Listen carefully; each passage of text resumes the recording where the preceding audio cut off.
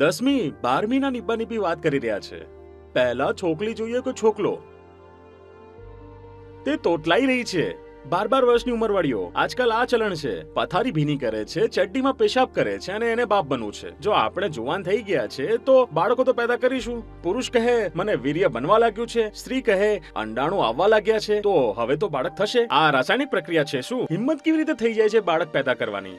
પોતાનું મોઢું જોવું છે, તમારું મોં જુઓ. તમે ખુદ જ અત્યારે બાળક જેવા છો. એક જાગૃત સમાજ હશે તો તેમાં ખરેખર અભિભાવક બનવા માટે તમારે લાયસન્સ લેવું પડશે.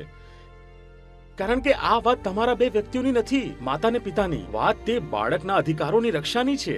કેટલું અસહાય છે તે બાળક, છે કે નથી? અને બે મૂર્ખ લોકો આખો દિવસ તેના ઉપર ચડી બેઠા છે. તે કંઈ કરી શકતું પણ નથી. તો આ શું માત્ર કોઈની વ્યક્તિગત વાત છે અથવા આ એક મોટો સામાજિક મુદ્દો છે? તમે બાળકની ખોટી પરવરિશ કરી છે તો આખા સમાજ પર પ્રભાવ પડશે કે નહીં?